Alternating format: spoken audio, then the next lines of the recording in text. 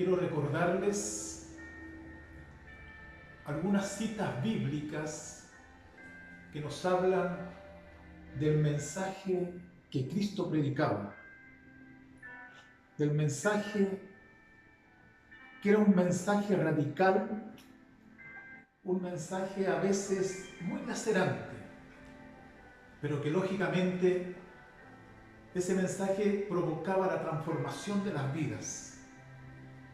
Es el mensaje, y lo voy a insistir siempre, es el mensaje del reino de Dios que hoy día, en los tiempos que estamos viviendo de crisis familiares, de depresiones, de dolores, de angustia, con todo lo que está viviendo el mundo, con esta pandemia, la gente necesita ser confrontada con la verdad y creo que ellos quieren que alguien les diga la verdad.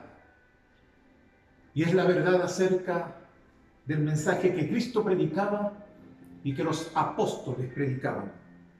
Te quiero recordar algunas citas bíblicas. Mateo 4:17.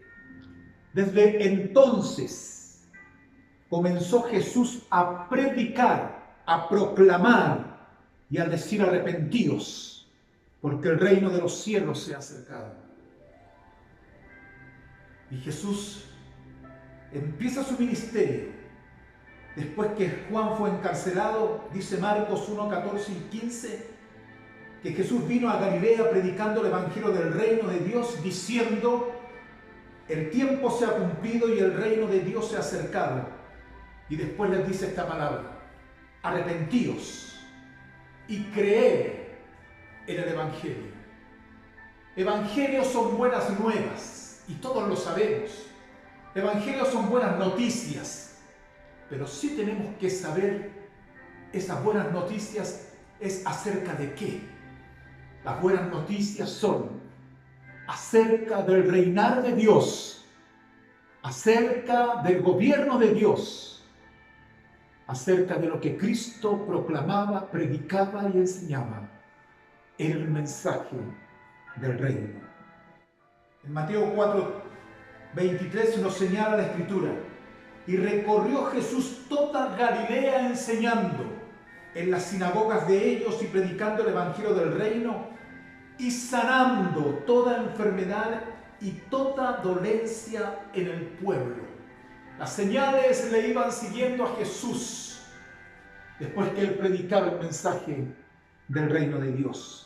Y tenemos varias citas más, pero lo que quiero ahora progresar con ustedes, querida familia Red Vida, querida familia a nivel quizás de la región, de la ciudad y de todos los que están escuchando, es qué es lo que produce el mensaje del reino de Dios. ¿Qué producen las vidas? ¿Qué producen nosotros? Y en eso me voy a detener un minuto. Señor, quiero orar para que tú traigas, Señor, revelación de la Escritura. Para que tú, Señor, nos des claridad. Y para que tengamos una respuesta al llamado tuyo, Señor, en esta tarde.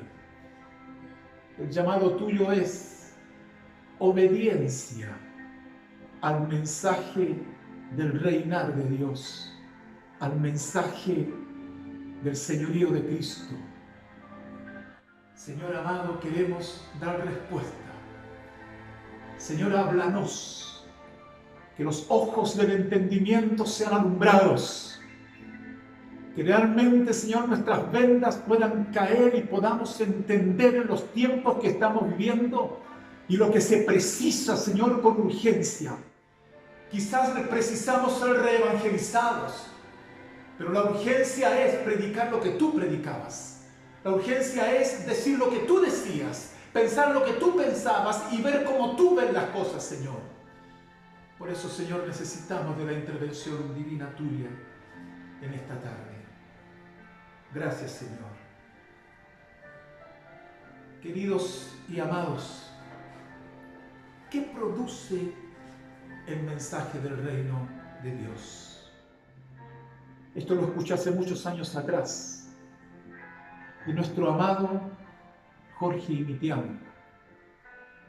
También escuché en esos años a otro amado siervo de Dios, muy amado, que ya está en la presencia de Cristo, que es Wes Hallman, hablando de los derechos de Dios y profundizando acerca del reinado de Dios también. Lo primero que quiero señalarte es lo siguiente, que el mensaje del reino de Dios produce definición, no simpatizantes. Y ahí nosotros tenemos el llamado de Mateo, el llamado de Zaqueo, que ya te lo señalé el sábado pasado. A Mateo le dijo, sígueme, no le preguntó si quería. Hoy día el mensaje moderno es cuántos quieren aceptar a Cristo como Salvador personal. Jesús no le dijo a Mateo si quería seguirle, sino que Jesús lo confrontó y le dijo, Mateo, sígueme. Le dio una orden. Porque este Cristo que predicaba el mensaje del reino, de su señorío, de su gobierno, tenía derecho de controlar la vida de Mateo. Y Jesús le dice también a Zaqueo, Zaqueo, baja, porque hoy es necesario que yo entre a tu casa. ¿Sabes, hermano? Hoy día necesitamos que este evangelio nos defina. Hoy día hay muchos simpatizantes, pero poca gente determinada. Hoy día tenemos mucha gente de emociones, pero no de convicciones. Es porque quizás hemos cometido el error, y acúsome, de predicar un evangelio de chicles y chocolates.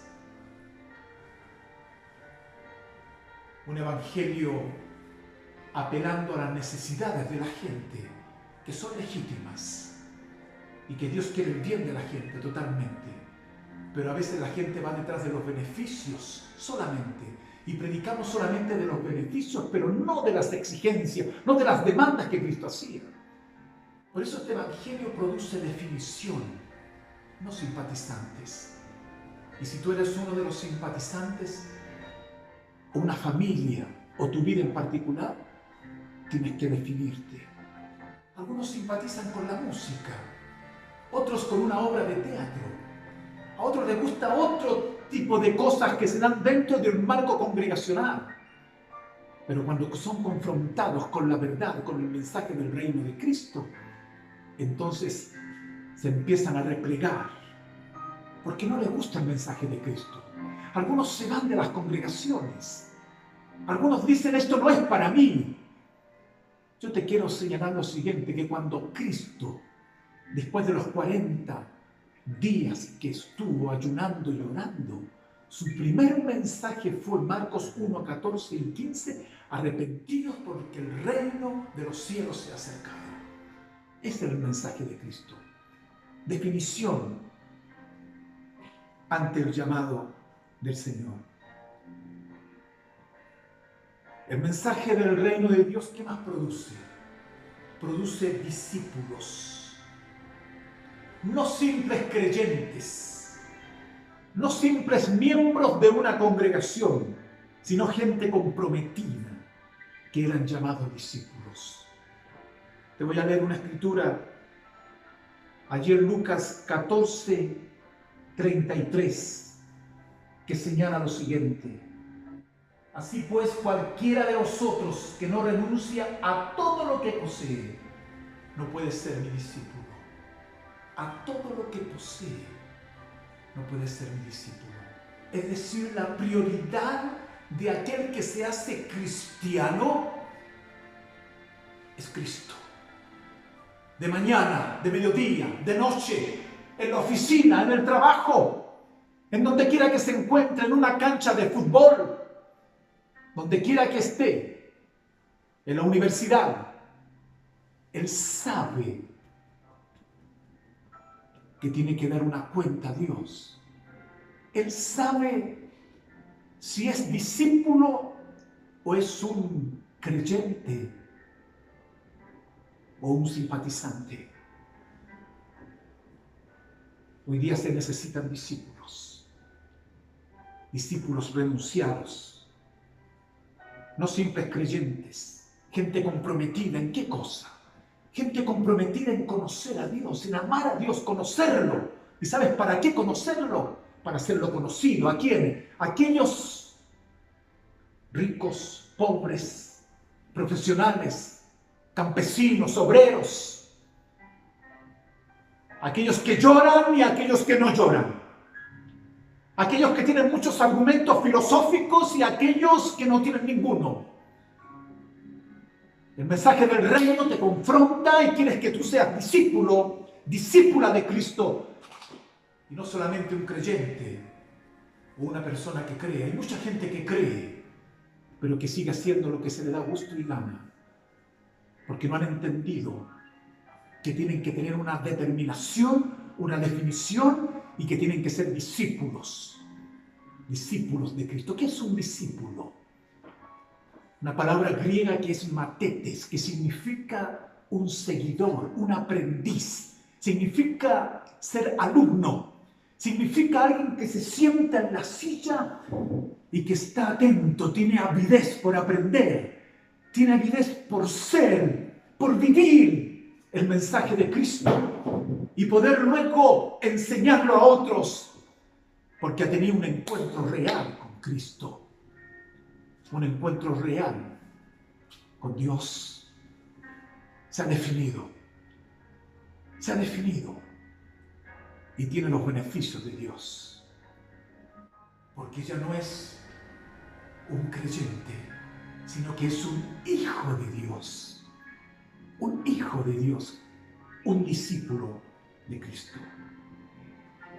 El mensaje del reino de Dios produce definición, el mensaje del reino de Dios produce discípulos y en tercer lugar, el mensaje del reino de Dios produce vidas transformadas. Vidas transformadas. Voy a leer otra escritura acá en Hechos. Hechos capítulo 19, verso 18. Y muchos de los que habían creído venían confesando y dando cuenta de sus hechos. Pablo, cuando fue a Éfeso, fue a predicar el evangelio del reino de Dios. Y muchos venían confesando. ¿Qué cosa confesaban? Sus pecados. Dando cuenta de sus hechos. Apariencia no es sinónimo de discípulo. Apariencia no es sinónimo de santidad. Confesaos unos a otros. Confesaos unos a otros. Produce este mensaje vidas transformadas. Gente compungida, gente que quería echar afuera, gente que no se guardaba nada, gente que quería conocer al Maestro. Cristo predicó el mensaje del reino de Dios. Pablo predicó el mensaje del reino de Dios en Éfeso, en el Asia Menor. Algo producía este mensaje. Y dice la Escritura que las señales seguían a Pablo. Era tremendo lo que ocurría. Este mensaje yo lo preciso. Y tú lo precisas. Y en estos días que estamos viviendo de prueba para la iglesia y quizás de juicio para el mundo, hermanos, necesitamos este mensaje en el marco concreto de una casa habitación. En tu casa, en la cocina, en el baño, en el living, en el comedor. Ahí practicamos el reino. Ahí se practica la conversación porque está el gobierno de Dios. Reino representa control y gobierno. Yo lo preciso, tú lo necesitas, tus hijos lo necesitan, tu esposa lo precisa, tu esposo lo precisa. Todos necesitamos el reinado de Dios.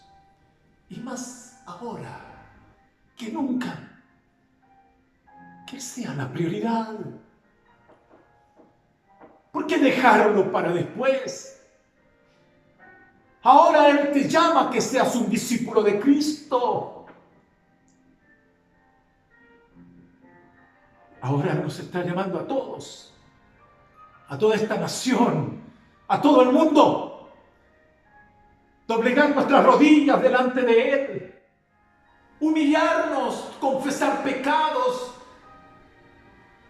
Arrepentíos, decía el Señor. Necesitamos tener vidas transformadas en los tiempos que estamos viviendo. El mensaje del reino de Dios produce, te lo repaso, definición, no simpatizantes. Produce discípulos, no simples creyentes. Produce vidas transformadas. Produce milagros y sanidades. Dice la Escritura que los paños de Pablo los llevaban los enfermos y eran sanos. La gente sana completamente, porque el mensaje del reino produce sanidades y milagros, señales, prodigios. Qué tremendo el mensaje.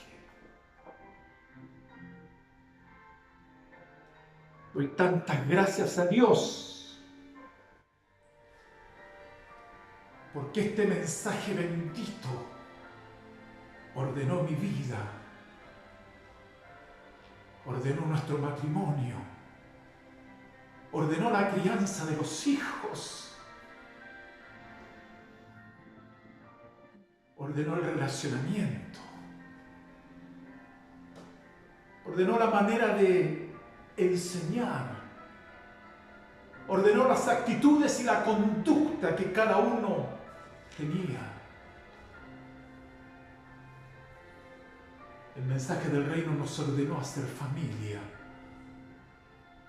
No solamente familia de Dios, sino que ser familia sanguínea, donde los roles están bien establecidos y cuando llegue el mensaje del reino, uno acata no lo que dice el pastor, lo que dice la palabra, que hay un orden, que el hombre es cabeza de la familia, cabeza del hogar, sacerdote, pastor, familiar, educador, padre, maestro, que es cabeza de la mujer, que la mujer se sujeta a ese hombre que es amoroso, que los hijos obedecen a los padres y que los padres no provocan a ir a los hijos. ¿Por qué? Porque llegó el reino. Porque llegó el reinar, el gobierno de Cristo, la familia, el hogar. ¿Cuántas familias destruidas porque no ha llegado el reino? Pero somos evangélicos o católicos, pero sin reino, pero creemos en Dios. Y no sabemos el Padre Nuestro de memoria. Como concepto lo tenemos muy claro, pero en la vida no se ha encarnado. Y como no se encarna, no se vive. El Señor les dijo cuando oren, digan: Padre nuestro que estás en el cielo, santificado sea tu nombre, venga tu reino, venga tu orden divino a la familia, venga tu gobierno que se precisa. Es lo mismo que tenemos que hacer hoy día. Hace más de 2000 años que Cristo les enseñó esta oración a los discípulos. Y hoy día nos la enseña a nosotros. Y muchos en Chile y en el mundo se saben esta oración porque es una oración universal. Pero una cosa es tener el concepto del reino de Dios y otra cosa es tener la vida del reino. Hoy día más que nunca lo necesito. En mi vida, en mi familia. Y tú lo precisas en tu vida y en tu hogar, en tu familia. Dios es un Dios de emociones. Dios es un Dios que siente también. Tiene las características de una personalidad como la tenemos nosotros. Tiene intelecto, tiene voluntad y tiene sentimientos. Y nosotros a veces jugamos con Dios. O creemos que jugamos con Él. Un día Él, en Génesis capítulo 6, Él dijo: me arrepiento de haber hecho hombre sobre la faz de la tierra. Y después dice: y le dolió su corazón. ¿Podría un Dios tan grande, infinito, tener sentimientos que le dolió su corazón? Eso dice la Biblia. Necesitamos volvernos a Dios, a Cristo, a su señorío, a su derecho, a los derechos que Él tiene de controlar nuestras vidas. Señor amado, ayúdanos. El mensaje del reino produce en nosotros tantas cosas. Otro punto que es medular. Produce confrontación con las tinieblas. Hechos 19.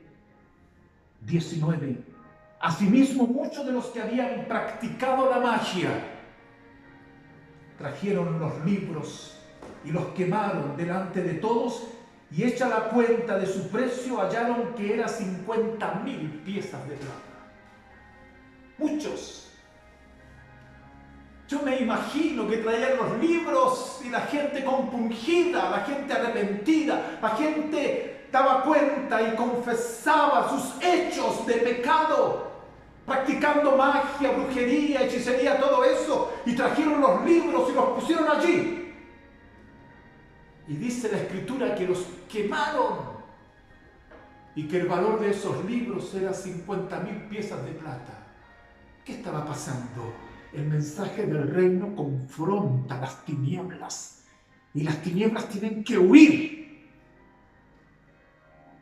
Si este virus maldito que lo está provocando los demonios, tienen que huir de Chile. Tienen que secarse estos virus. Tiene que haber gloria de Dios en los tiempos que estamos viviendo.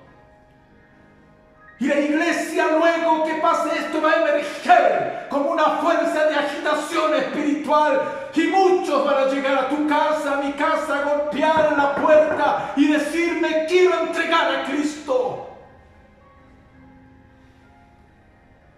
Es el mensaje del reino que provoca confrontación con las tinieblas.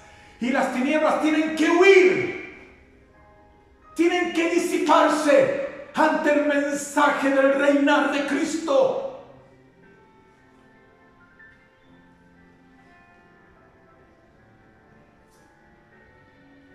El mensaje del reino de Dios produce iglesia. Algo extraordinario ocurrió en Éfeso. Dicen los eruditos que Pablo en esos 3 años dejó 20.000 discípulos, 20.000 miembros. Y estableció ancianos. Dejó una iglesia bien constituida, una iglesia bien iniciada. Después se fue Pablo. Y lo lloraban. Porque había dejado plantado el mensaje del reino de Dios. Esto precisa Chile hoy día. Esto preciso yo como pastor y muchos pastores más. Esto precisa el liderazgo de la iglesia. Esto precisan cada hombre y mujer que llega a los pies de Cristo. Nosotros ser claros con ellos y decirle: esto te cuesta todo. Porque Cristo lo vale todo. Este es el mensaje que Cristo te quiere dar. Este es el mensaje del reinar de Dios. Nosotros hablamos de discípulo. Nosotros hablamos de que Él vino a ser discípulos. La palabra creyente en el Nuevo Testamento está 12 veces. La palabra cristiano está 3 veces. El término convertido como aquel que sigue a Jesús no aparece, aunque el concepto de la conversión lógicamente que está. La pregunta que tenemos que hacernos: ¿en qué se convierten? ¿Se convierten en creyentes? La palabra discípulo está más de 250 veces en el Nuevo Testamento.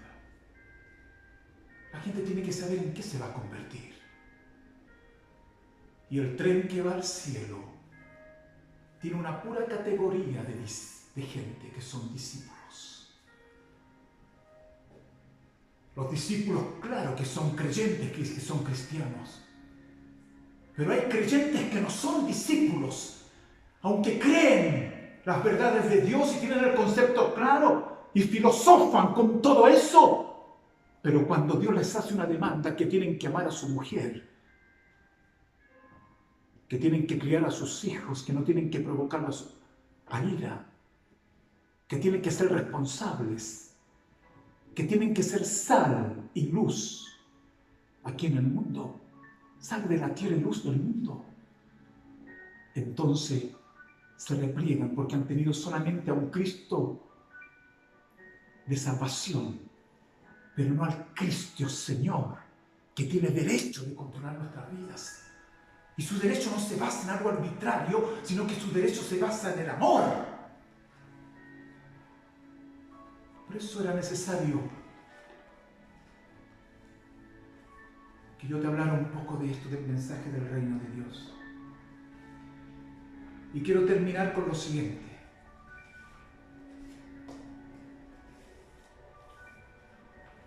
Que es lo que yo creo que va a ocurrir en estos días.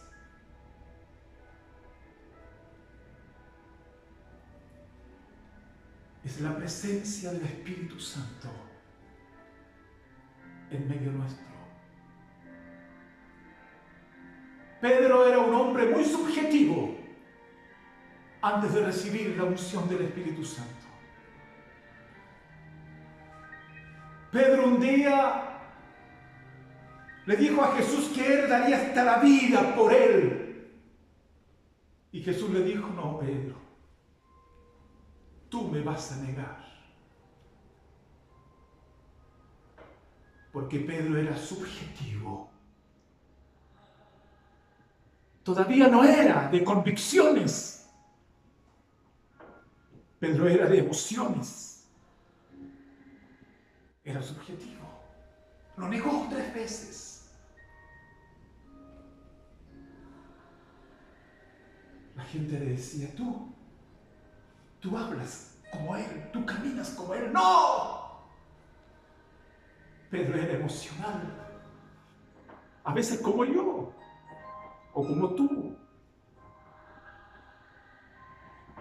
Dice la palabra en Hechos 2.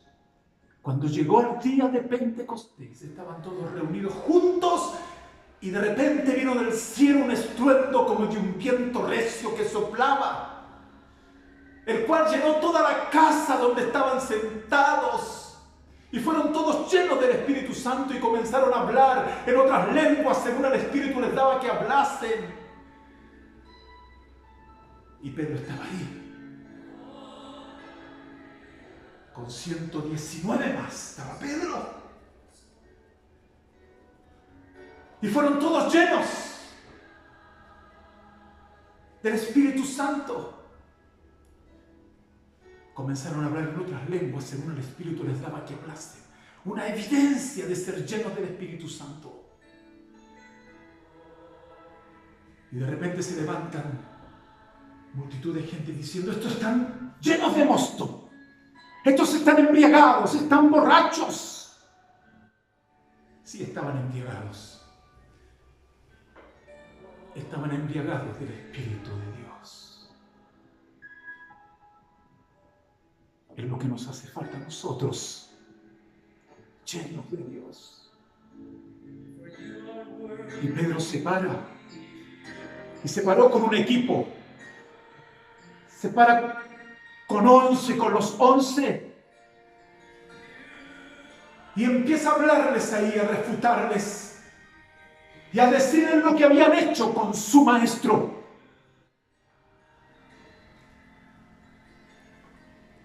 Pedro, de ser subjetivo, pasó a ser un hombre objetivo, un hombre de convicciones,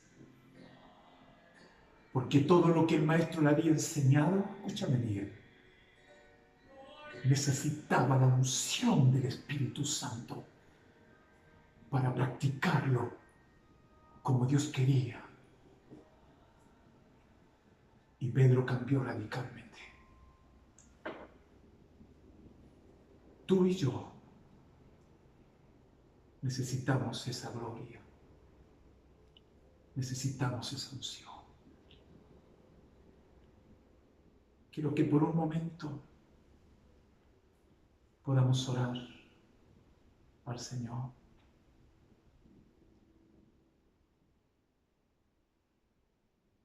Podamos doblegarnos delante de Él y podamos decirle: Señor, heme aquí. Yo necesito tu reinar. Yo necesito tu gobierno en mi vida, en mi corazón.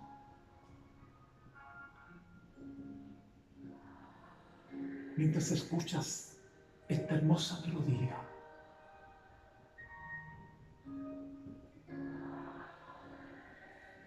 que podamos doblegarnos delante de Él.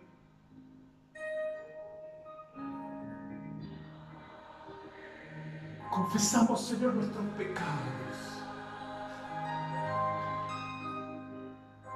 Confesamos, Señor, nuestra incompetencia, nuestras debilidades.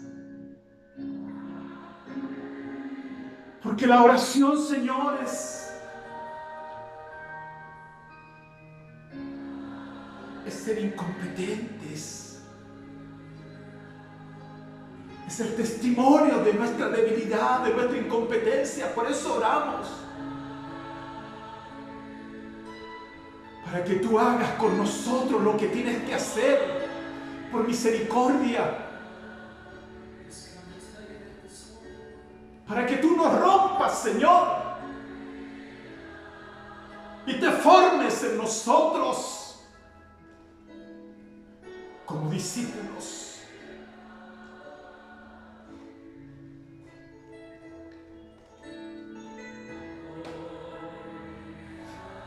Misericordia, Señor, piedad. Piedad para esta nación. Piedad para esta región, para esta comuna, para este Chile. Piedad, Señor. Te necesitamos. Precisamos de ti, Señor. Y te pido, Padre, que en estos días derrames el poder de tu Espíritu Santo en nuestros hogares. En nuestros hogares. En esa casa habitación donde están mis hermanos y hermanas. Con sus hijos, con sus padres. Señor amado. Ahí te ha placido tenernos en nuestros hogares, porque algo quieres tratar con nosotros, Señor. Llena los hogares de tu gloria, de tu presencia, de tu unción, de palabra. Señor, gracias. Tú lo haces, Señor. Tú lo haces, Jesús. Bendigo, Señor, el levantar y el acostar de mis hermanos. Bendigo sus familias. Esposo, esposa e hijos. Bendigo su canto, Señor.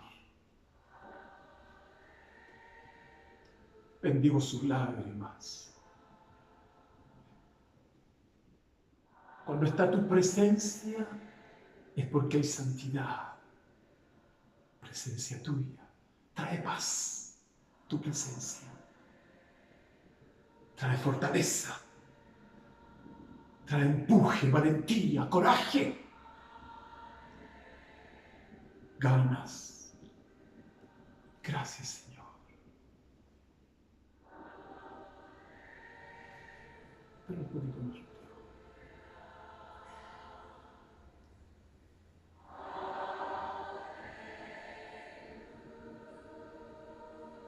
Gracias, Señor. Bendigo a mis parientes. Bendito sea tu nombre, Jesús. Gracias por tu presencia. We